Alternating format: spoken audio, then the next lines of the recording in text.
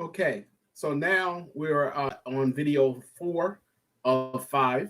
So in this video, we're going to talk about the PAR model.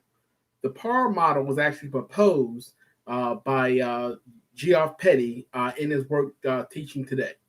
So in this model, um, Petty lays out a plan.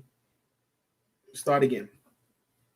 Okay, so now we're at video 4 of 5, and we're going to discuss the PAR model. So the PAR model was developed by Geoff Petty in his book Teaching Today. This model lays out a plan for instruction, and it's pretty simple and straightforward. So the model itself has three particular phases. The first phase being the present phase, which lasts 35% of the instructional time. In the present phase, the students are presented with the new information, and explanations are given, and that help the student better construct the idea of the concepts. This phase can be presented in a number of different ways. It could be, as we talked about before, a lecture in a classroom, textbook reading, online reading, videos. All of those are methods of presenting the initial concepts to the students. The next phase of the model is going to be the applied model phase. The applied phase, it takes about 60% of the instructional time. So the applied phase is designed for the student to be able to employ or use the material presented in order for them to further solidify their understanding of the concepts. This is where we're talking about hands-on learning.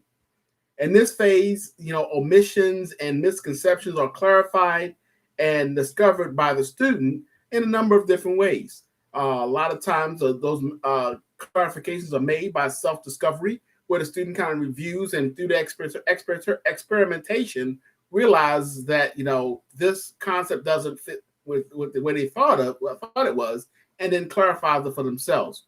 It could be made through peer interaction or even teacher interaction, where the teacher uses Socratic questioning to actually clarify things with the student.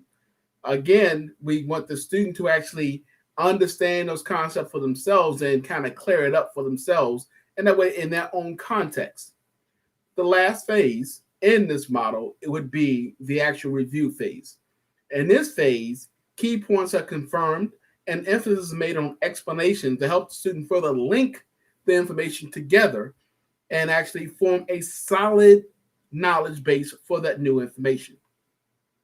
So the PAR model fits very, very well with the constructivist classroom, and we're going to give an example in a little bit about that.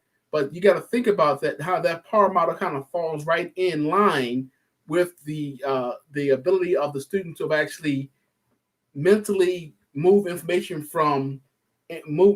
from information to knowledge by having them information initially presented to them, then they actually apply using the hands-on methods that we talked about, and then lastly they actually review those concepts to further solidify that process. Thank you.